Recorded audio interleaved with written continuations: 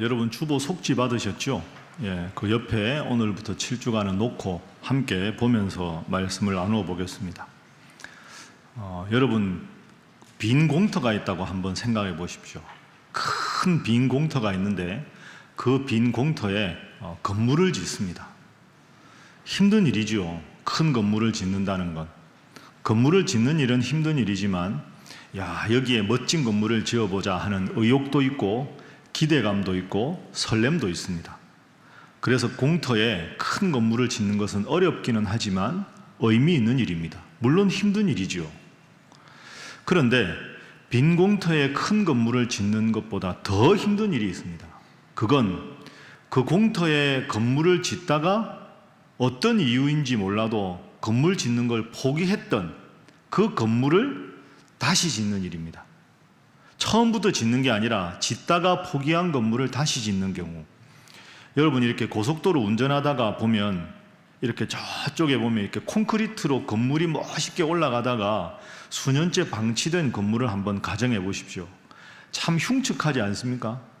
아예 깨끗한 공터도 아니고 건물을 완공한 것도 아니고 짓다가 만 건물은 참 흉측한 그런 건물로 남아 있습니다. 그런 건물을 새로 짓는 건 어렵습니다. 왜 어려울까요? 새로 지어보자 하고 짓다가 뭔가 좀 잘 안 되면 그때 내가 안 된다 그랬잖아. 이건 안 되는 일이야. 이렇게 말하는 사람도 있을 것이고, 또 새롭게 건물을 지어보자고 열심히 하다가 안 되는 일이 생기면 당신 때문이라고 서로를 원망하기도 하고 서로 때문이라고 책임을 전가하기도 합니다. 그래서 아예 빈 공터에 건물을 새로 짓는 것보다 건물을 짓다가 포기한 건물을 새로 짓는 것이 몇 배나 힘듭니다. 패배주의도 있고 원인을 서로에게 전가하는 나쁜 원망하는 마음도 있고 자포자기하려는 마음이 모든 사람들에게 있기 때문이죠. 제가 왜 이 말씀을 드리냐 하면 오늘부터 여러분들과 함께 제가 살펴볼 느헤미야가 그런 사람입니다.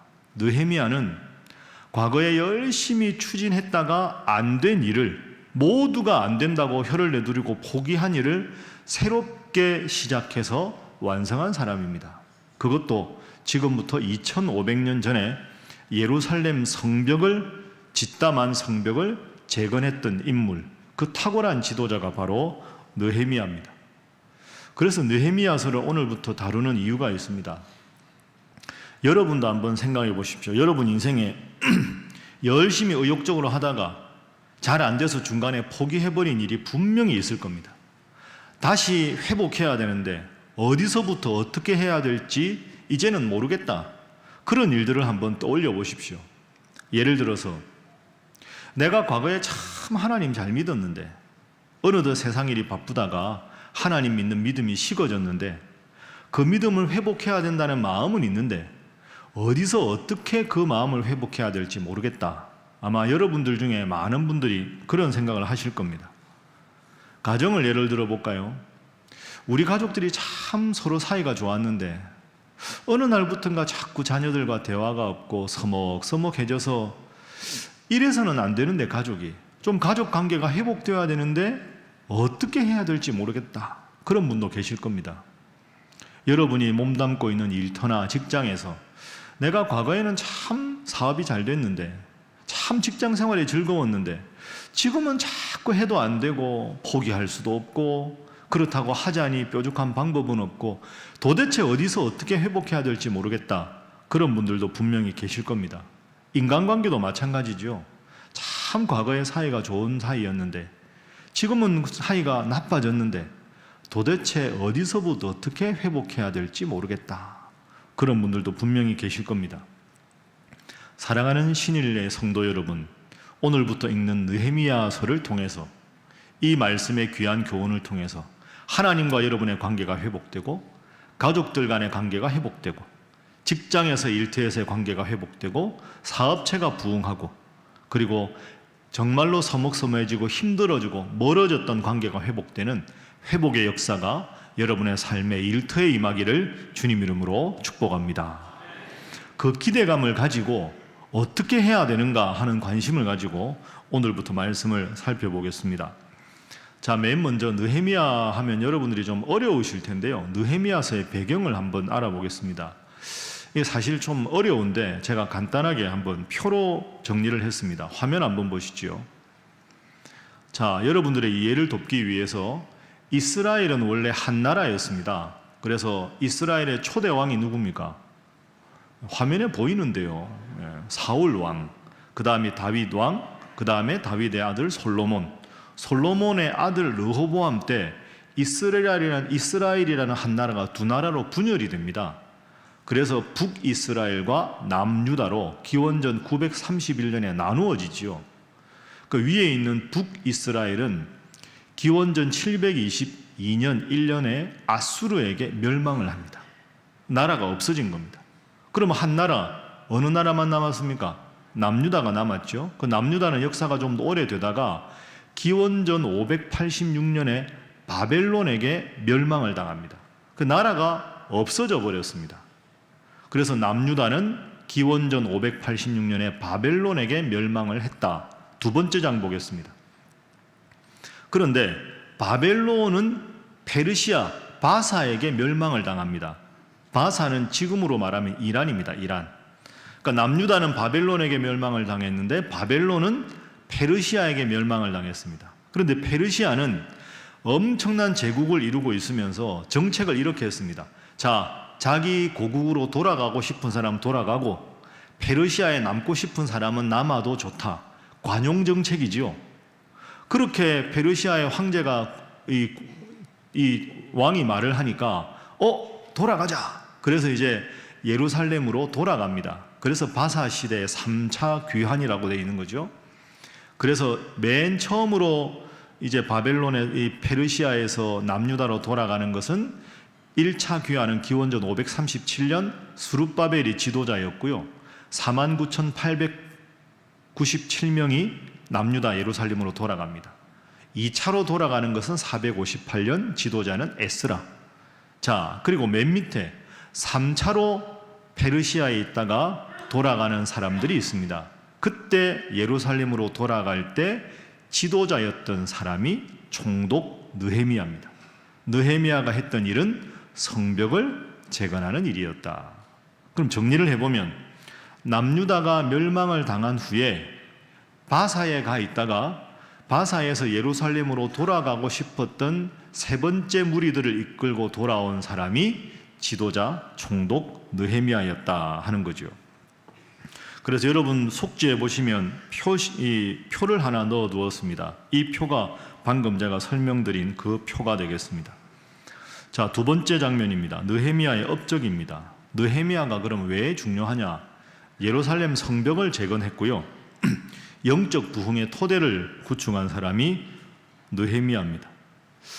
여러분 이런 생각을 한번 해보십시오. 아유, 목사님, 성전을 새로 지은 것도 아니고 성벽을 새로 재건했는데 그게 뭐가 그렇게 중요합니까? 성벽 재건이야 누구라도 할 수 있는 것 아닙니까? 뭐 뛰어난 장군도 할 수 있고 기술자면 할 수 있는 일인데 뭐 느헤미야가 예루살렘 성벽을 예루살렘 돌아가서 재건한 게 뭐가 그렇게 중요합니까? 아마 여러분들 그런 생각이 드실 겁니다. 자, 그러면 그 질문부터 한번 풀어보겠습니다. 왜 성벽이 중요한가? 성벽의 기능이 세 가지가 있습니다. 여러분 이제 옛날 사극 보면 다 성벽이 있잖아요. 그럼 성벽은 벽에 난 문이 있죠. 그래서 성에 들어오는 사람들 출입을 관리하는 파수꾼의 역할을 합니다. 그래서 혹시 적군이 들어오는지 이 나라를 위해서 위해가 되는 인물이 들어오는지를 다 선별하는 것이 성벽의 기능입니다. 그러니까 성벽은 그 나라 국민들을 보호하는 파수꾼의 역할을 하는 것이 첫 번째 기능이죠. 두 번째 성벽의 기능은 그 성벽이 있으면 그 성에서 최고 정치 지도자들이 모여서 그 나라의 현안을 결정하는 최고의 의사결정을 하는 장소가 성과 성벽입니다. 그리고 세 번째는 성벽 바로 안쪽에 그 성에서 요즘 말로 하면 사법부가 작동합니다.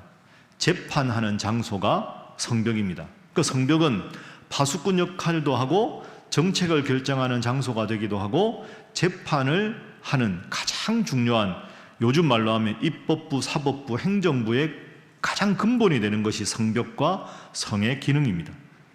그래서 성벽은 튼튼하게 지어야 됩니다. 성벽에는 4가지 요소가 필요하죠. 첫 번째는 적군이 침범하기에는 어려워야 하고, 두 번째는 아군은 들어오기 쉬워야 하고, 세 번째는 성벽 위쪽에는 여러분이 사극 보시면 아시겠지만 넓은, 성벽에는 높게도 쌓지만 넓은 길을 만들어야 합니다. 그래서 말과 병력이 충분히 다닐 수 있는 넓은 길을 확보해야 합니다. 튼튼하게 짓고 높게 짓고 위에는 큰 길이 필요하다. 네 번째는 성 안에 있는 사람들이 위급한 상황이 되면 수로를 열어서 물을 확보해야 됩니다. 수개월 동안 물을 확보하고 전쟁이 일어났을 때 수개월을 버틸 수 있는 양식을 확보해야 되는 것이 성벽입니다. 그러니 그 나라에 성벽이 있다는 것은 그 나라가 독립된 주권 국가라는 뜻이 되는 것이고, 그 나라를 지키는 성벽이 없다는 것은 그 나라는 침입에 대해서 아무런 방어 장치가 없는 매우 위험한 상황이다 하는 것이 성벽입니다. 그래서 성벽은 단순하게 크고 튼튼한 벽을 쌓는다는 게 아니라 그 나라의 방패가 되는 것이고, 그 나라가 독립된 주권을 가진 중요한 국가라는 뜻이 되는 겁니다. 그런데 느헤미야가 오늘 이 성벽을 지을 때까지 약 150년 정도 동안 성벽이 허물어진 상태로 있었습니다. 그 허물어진 성벽을 재건한 것이 느헤미야입니다. 그럼 여러분들 이런 생각이 드실 겁니다. 아니, 그럼 왜 가만히 뒀나? 그동안에 성벽을 그동안에 왜 재건하지 못했을까요? 이유가 있습니다. 예루살렘 성벽을 재건을 하려고 하면 누가 제일 방해했을까요? 주변 나라들입니다. 주변 나라들은 수시로 남유다를 침범해야 되는데 성벽이 높아지면 침범을 못하니까 주변국이 끝없이 성벽 공사할 때마다 회방을 하고 그걸 부수어서 성벽을 못 지은 거죠. 또 하나 결정적인 이유가 있습니다. 지금 남유다는 바사, 페르시아의 식민지입니다. 그러니까 이 남유다 예루살렘의 성벽을 쌓으려고 몇 번 시도할 때마다 페르시아의 신하들이 그 페르시아의 왕에게 가서 이렇게 말하는 겁니다. 전하, 우리식으로 하면, 저 지금 남유다가 예루살렘 성을 쌓으려고 합니다. 성을 쌓아서 우리의 통제를 벗어나려고 합니다. 벗어나서 조공도 안 바치고 세금도 안 바치려고 하오니 왕께서 칙령을 내리셔서 성벽 재건을 하지 말라고 아예 공포를 하십시오. 바사왕이 딱 들으니까 의미가 있는 겁니다. 좋다. 야, 내가 칙령을 내리겠다. 예루살렘 성벽 재건 중지하라. 내가 별도의 명령이 있을 때까지 성벽은 그대로 회파된 대로 두라 하고 왕이 칙령을 내립니다. 그러니 지금까지 무수히 성벽을 지으려고 했지만 주변 나라들도 방해하고, 그리고 식민지를 다스리는 바사왕이 공식적으로 성벽을 재건하는 것을 금지시켰기 때문에 성벽이 흉물의 상태로 남아있게 되었습니다. 그럼 어떻게 되었을까요? 남유다로 돌아와서 예루살렘에 사는데 마치 집 없는 아이와 같은 신세가 남유다 백성들의 신세입니다. 농사 열심히 지으면 뭐합니까? 농사 지어서 수확할 때쯤 되면 성벽이 없으니까 주변의 나라들이 마구 들어와서 유린하는 겁니다. 추수하려고 쌓아놓은 모든 농작물 다 탈취하고 약탈해서 가져갑니다. 그런데 방어할 수 있는 성벽이 없으니 속수무책으로 당하는 겁니다. 그러니 농사 지어도 소용이 없지요. 수확철에 다 빼앗기지요. 그러면 점점 생활은 어려워지지 않겠습니까? 심지어 이방신을 섬기는 이방 나라들이 하나님을 섬기는 예배까지 방해하는 지경에 이르렀습니다. 참 가엾은 운명입니다. 나라가 있으면 뭐합니까? 나라 구실을 못하는데, 나라 기능을 못하는데 근본 이유가 예루살렘 성벽이 없어서였습니다. 그런데 여러분, 이 느헤미야가 몇 번의 성벽 재건을 실패했음에도 불구하고 바사에서 남유다 백성들을 데리고 와서 성벽을 재건합니다. 방금 말씀드린 이런 어려움에도 불구하고 얼마 만에? 52일 만에. 이건 실로 기적적인 일입니다. 2500년 전에 52일 만에 그 성벽을 완벽하게 재건해낸 인물이 총독 느헤미야입니다. 어떻게 52일 만에 그 성벽을 재건할 수 있었을까? 그 비결은 앞으로 쭉 살펴보기로 하고요. 오늘은 우선 느헤미야가 어떤 인물인가에 대해서 한번 살펴보겠습니다. 여러분, 뒷면 넘겨보시죠. 자, 속지 뒷면 넘겨보십시오. 느헤미야가 어떤 인물인가? 아마 여러분 잘 익숙하지 않을 텐데 한번 따라해 보시죠. 느헤미야. 느헤미야. 느헤미야의 이름의 뜻은 하나님께서 위로하신다, 이런 뜻인데 느헤미야가 지금 뭐 하고 있는가 보겠습니다. 자, 오늘 본문 제일 마지막 구절입니다. 11절 화면 한번 보시죠. 느헤미야 기도문인데요. 주여 귀고하오니 귀를 기울이사 종의 기도와 주의 이름을 경외하기를 기뻐하는 종들의 기도를 들으십시오. 맨 마지막에 보십시오. 마지막 줄에 느헤미야 직업이 뭡니까? 술관원입니다. 바사 페르시아 왕의 술관원이 느헤미야입니다. 술 맡은 사람, 지위가 높을까요, 낮을까요? 뒤에는 들리는데 높, 낮 이 글자는 잘 안 들립니다. 높습니까, 낮습니까? 이쪽에는 높다 그러고 저쪽에는 좀 낮다 그러고, 낮아 보이지만 매우 높은 직책입니다. 아주 높은 직책의 술 맡은 관원입니다. 그냥 왕의 술을 담궈서 왕에게 진상하는 그 정도의 하급 관리가 아닙니다. 여러분, 과거에 왕을 죽이는 제일 쉬운 방법은 독살입니다. 음식이나 술에 독을 타서 먹으면 누가 그랬는지 모르지 않습니까? 그래서 술을 맡았다 하는 것은 왕의 모든 음식, 그리고 왕이 마시는 음료수를 총책임지는 사람이 왕의 술 맡은 관원입니다. 그러니 이 술 맡은 관원이 왕에게 흑심을 품으면 왕은 언제 독살당할지 모릅니다. 그러니 왕의 입장에서는 내가 목숨처럼 가장 믿을 수 있는 신하를 술 맡은 관원으로 임명합니다. 그리고 만약에 누군가 우리식으로 말하면 사극에서 자극이 침범해서 왕궁에서 왕을 죽이려고 할 때 순발력을 발휘해서 그들을 무찌를 수 있는 특별하고 대단한 무예 실력도 필요하고, 왕이 목숨까지 맡길 수 있는 신하이기 때문에 왕이 정말 심각한 정책적 결정에서 고민이 있을 때 다른 신하들 다 물리고 어떻게 생각하냐, 내가 이 문제로 참 괴롭다, 조언을 해주기를 바란다 하고 왕이 아주 은밀하게 조언도 구할 수 있고, 무예 실력도 뛰어나고 왕이 목숨을 맡길 정도로 가장 신뢰하는, 요즘 말로 하면 우리식으로 하면 청와대 비서실장을 겸하는 직책이 바로 느헤미야가 맡은 술 맡은 관원입니다. 11절에 방금 보았을 때 그때 술 맡은 관원이 되었다라고 되어 있는데, 그 말은 이 당시에 술 맡은 관원으로 취임했다는 말이 아니라 오늘 느헤미야 1장이 시작되기 전부터 이미 술 맡은 관원의 자리에 있었다 하는 그런 뜻입니다. 그런데 여러분, 여기서 한 가지 주목해 보십시오. 느헤미야가 유대인입니까, 바사 사람입니까? 유대인입니다. 왕이 가장 목숨까지 맡길 수 있는 인물이 이방인이었다는 게 중요합니다. 정통 페르시아 사람이 아닙니다. 느헤미야가 이방인인데도 불구하고 가장 중요한 요직을 맡겼다는 건 얼마나 느헤미야가 신실하고 왕의 신임을 받고 왕에게 충성한 훌륭한 사람이었는가 하는 것을 보여줍니다. 그런데 이 느헤미야가 이 술 맡은 관원의 역할을 하고 있을 때 한 작은 사건이 벌어집니다. 자, 그 사건이 2절에 나옵니다. 2절 한번 화면 보십시오. 내 형제들 가운데 느헤미야 형제 중에 동생이 이름이 하나니입니다. 하나니가 있는데 하나니가 두어 사람과 함께 유다에서 저 멀리 유다에 갔다가 이제 느헤미야에게 돌아왔습니다. 그랬을 때 느헤미야가 묻습니다. 내가 그 사로잡힘을 면하고 남아있는 유다와 예루살렘 사람들, 내 조국에 있는 사람들이 어떻게 지내느냐 하고 형편을 묻습니다. 3절 하나님의 대답을 보십시오. 자, 함께 읽어봅니다. 시작. 그들이 내게 이르되 사로잡힘을 면하고 남아있는 자들이 그 지방 거기에서 큰 환난을 당하고 능욕을 받으며 예루살렘 성은 허물어지고 성문들은 불탔다 하는지라. 아멘.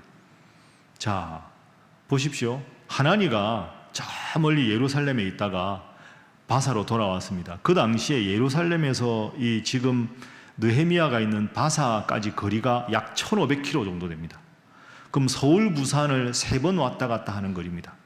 그 엄청난 거리, 당시에 걸어가면 5개월 걸리는 길입니다.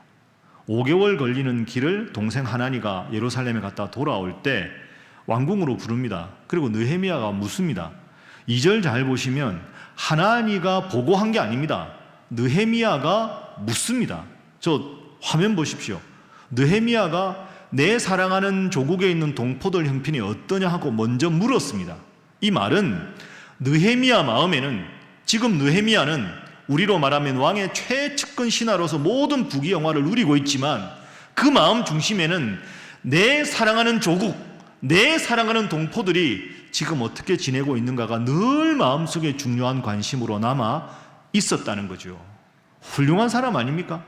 사람이 지위가 낮을 때, 힘든 형편에 있을 때는 사람들을 돕기도 하고 서로 동병상련의 마음을 품기도 하는데, 지위가 좀 높아지고 돈도 좀 많아지고 먹고 살만하고 여유가 생기면 따뜻하게 배려하는 마음도 줄어들고 바쁘다는 핑계로 자기가 마땅히 감당해야 하는 일을 소홀히 하는 경우가 얼마나 많습니까? 그러나 보십시오. 참 느헤미야는 훌륭한 사람입니다.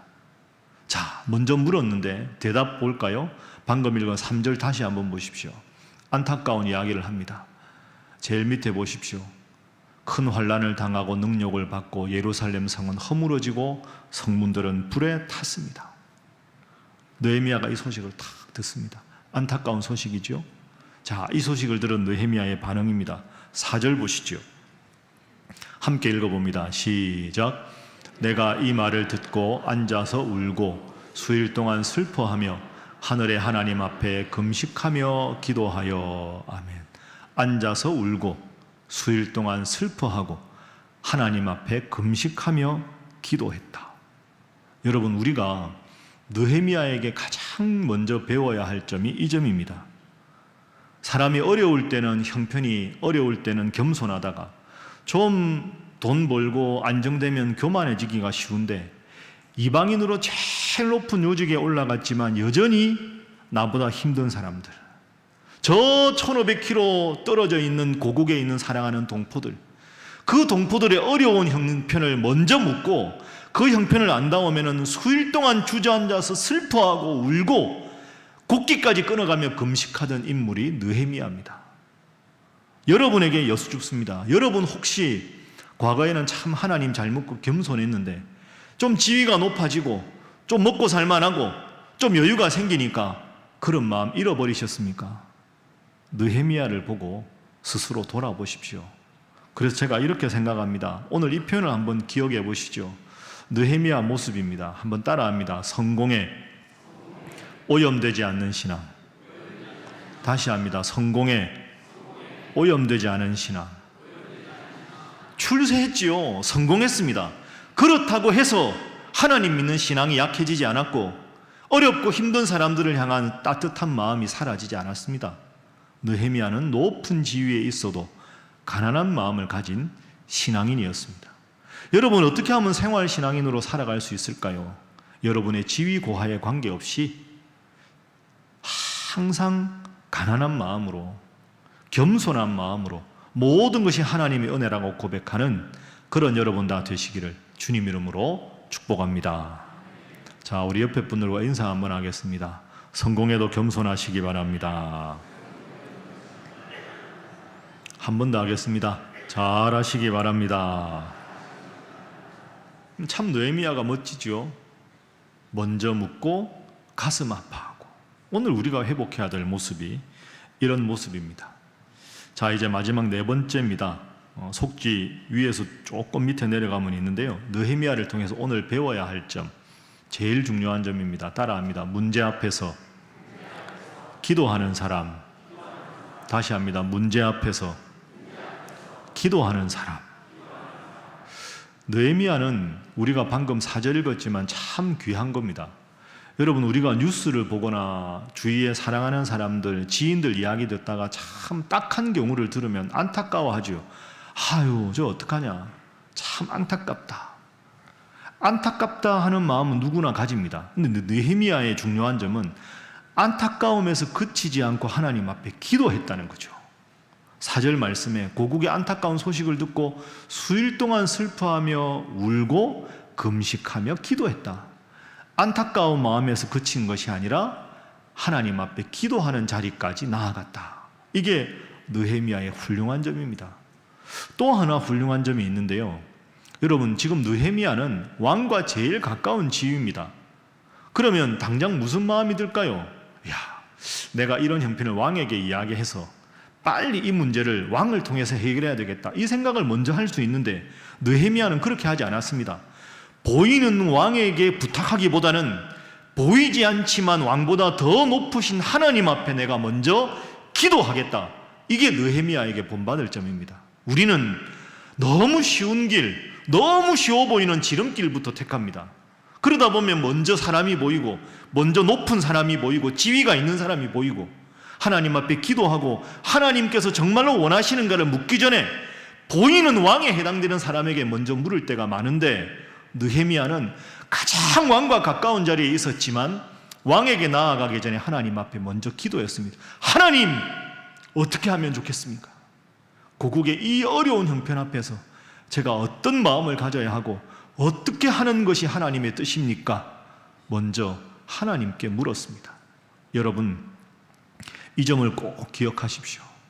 여러분의 현실 속에 문제가 있을 때 이 문제를 해결해 줄 수 있는 사람이 누군가, 그 사람을 먼저 떠올리기 전에 먼저 무릎을 꿇고 하나님, 이 문제를 하나님 앞에 올려드립니다. 이 문제를 어떻게 해결하고 어떤 마음을 갖는 것이 하나님의 뜻입니까? 먼저 하나님 앞에 간절하게 묻고 하나님의 응답 따라 살아가는 여러분 되시기를 주님 이름으로 축복합니다. 이제 느헤미야가 기도를 합니다. 기도하면서 하나 더 보십시오. 느헤미야 기도의 특징이 있습니다. 자, 먼저 아까 봤던 3절 한번 보시죠. 3절 말씀 화면 보겠습니다. 예, 3절 띄워주십시오. 그들이 내게 이르되 사로잡힘을 면하고 남아있는 자들, 예루살렘에 있는 자들 보십시오. 예루살렘 성은 3절, 예루살렘 성은 허물어지고 성문들은 불탔다. 그러면 그 3절을 보면 예루살렘 성에 있던 사람들이 얼마나 비참했겠습니까?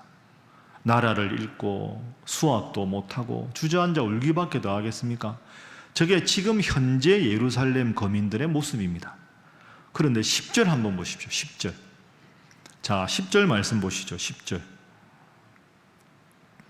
자, 함께 읽어봅니다. 시작.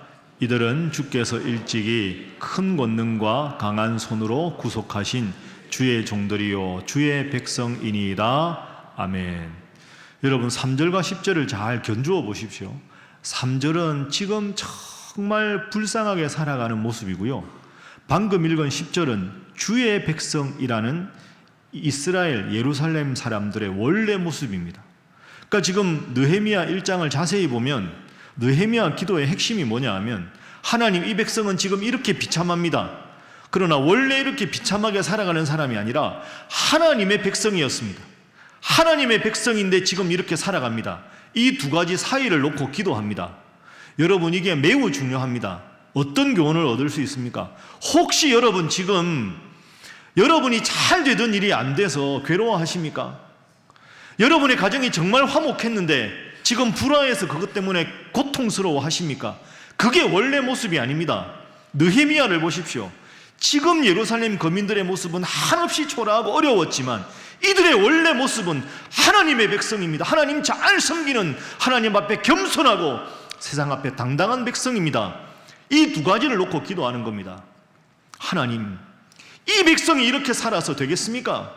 원래 얼마나 위대한 하나님의 백성이었습니까? 이렇게 기도합니다.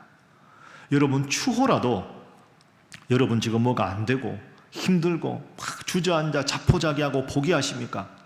나는 원래 이렇게밖에 못 사나 보다. 난 배운 게 적으니까. 나는 되는 일이 없으니까. 그게 아닙니다. 그건 여러분의 현실의 모습이지 본래의 모습이 아닙니다. 여러분의 본래의 모습은 하나님께서 정말로 사랑하고 사랑하셔서 예수님의 목숨과도 바친 위대한 분들이 여러분 한 분 한 분인 줄로 믿습니다. 그걸 기억하셔야 합니다. 패배주의에 빠지지 마십시오. 자포자기하지 마십시오. 여러분은 하나님께서 정말로 사랑하시는 백성입니다. 그러니 여러분의 현실이 어려워도 주저앉지 마시고 하나님 앞에 간절히 기도해서 원래 아름답고 복받는 위대한 모습을 회복하는 여러분 되시기를 주님 이름으로 축복합니다. 옆에 분들과 인사하겠습니다. 항상 하나님 앞에서 기도하시기 바랍니다. 한 번 더 합니다. 원래 모습을 회복하시기 바랍니다. 자, 그래서 느헤미야가 기도합니다. 느헤미야 기도의 특징 3가지만 정리하고 말씀을 마치겠습니다.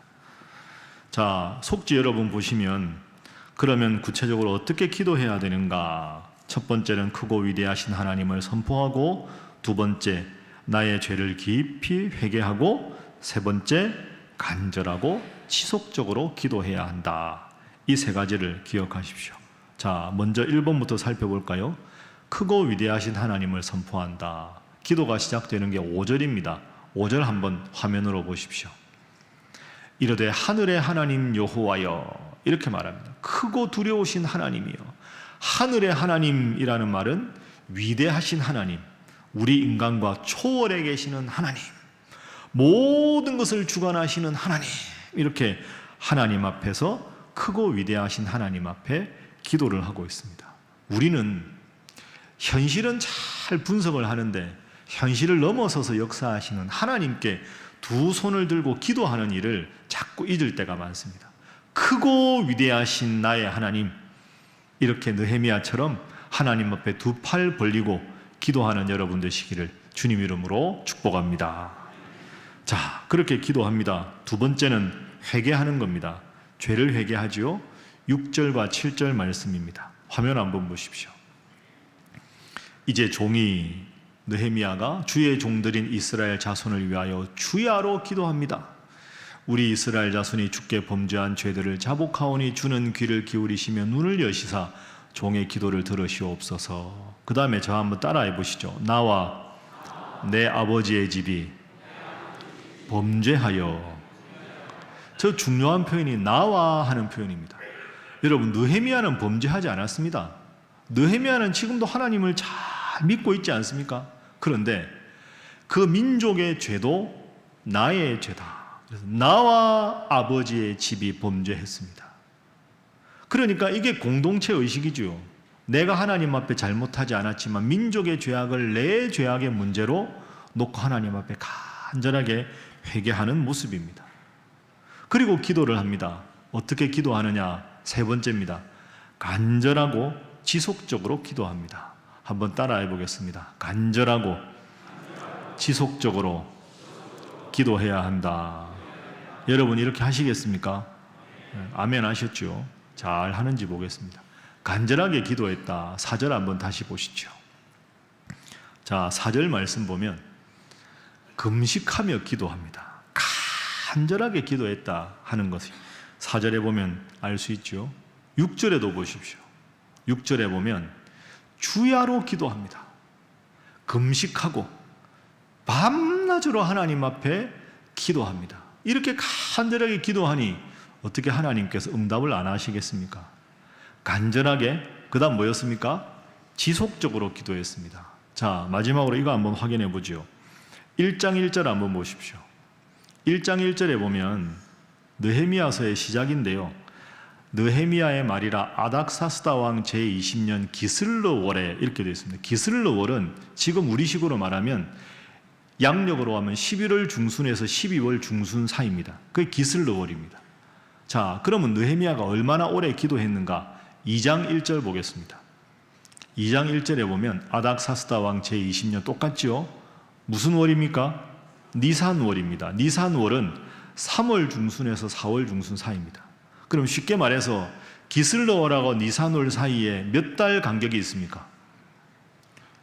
계산이 안 되십니까 이게? 4개월. 그러니까 4개월 동안 계속 느헤미야가 기도한 겁니다. 그랬을 때 다음 주에 보겠지만 2장에 가면 하나님의 능력이 나타납니다. 간절하게 기도했지만 동시에 지속적으로 기도했습니다. 4개월 동안 간절하게 하나님 앞에 기도했을 때 하나님께서 위대한 기적으로 함께 해주셨습니다. 따라합니다. 기도가 기적을 만든다. 여러분 믿습니까? 여러분은 여러분의 삶을 하나님께서 지금까지 인도해 주셨다고 고백하십니까? 하나님께서 여러분의 문제를 해결해 주시는 분이라고 고백하십니까? 왜 기도 안 하십니까? 그럼 기도해야지. 간절하게 지속적으로 기도했을 때 하나님께서 느헤미야에게 강력하게 임재해 주시고 위대한 기적을 일으켜 주셨습니다. 기도해야 한다 하고 머릿속으로만 생각하지 마시고 열심히 기도를 삶에서 실천하십시오. 내일부터 말씀과 함께 새로 시작합니다. 새벽마다 말씀과 함께 열심히 하시고 이 예배당에 나가서 간절히 기도하는 여러분 되시기를 주님 이름으로 축복합니다. 말씀을 정리하겠습니다. 회복의 열쇠는 다른 것이 아닙니다. 기도입니다. 느헤미야가 그것을 오늘 우리에게 보여주고 있습니다. 여러분의 삶에 무엇이 회복되어야 되는가 다 생각하시고 하나하나 정리하시고 이 느헤미야서 읽으면서 주님 다시 제가 기도하겠습니다. 하나님 앞에 맹세하고 내일 새벽부터 하나님 앞에 간절히 기도해서 기도를 통해 기적을 체험하고 회복을 체험하는 우리 신일의 모든 성도들이 되시기를 주님 이름으로 축복합니다. 기도하겠습니다. 온 우주를 창조하시고 지금도 저희의 삶을 인도하시는 하나님, 때로 저희들은 현실의 벽 앞에서 좌절하고 괴로워하며 살아갑니다. 그런데 오늘 말씀을 통하여 원래 우리의 모습은 하나님 앞에 행복하고 당당하게 살아가는 모습이어야 한다는 것을 배웠습니다. 주님, 그런 삶을 회복하기 위하여 기도하게 하여 주옵소서. 끊임없이 남들과 비교하지 않게 하시고 대신에 내가 본래 하나님 앞에 얼마나 소중한 존재인가를 깨닫게 하시며 이를 위하여 무엇보다 기도하게 하여 주옵소서. 사랑의 주님, 저희로 하여금 기도하겠다는 구체적인 결단이 있게 하시고 또한 이 결단을 당장 실천하게 하여 주옵소서.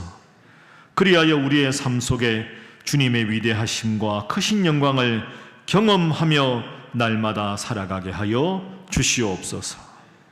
예수님의 이름으로 기도하옵나이다. 아멘.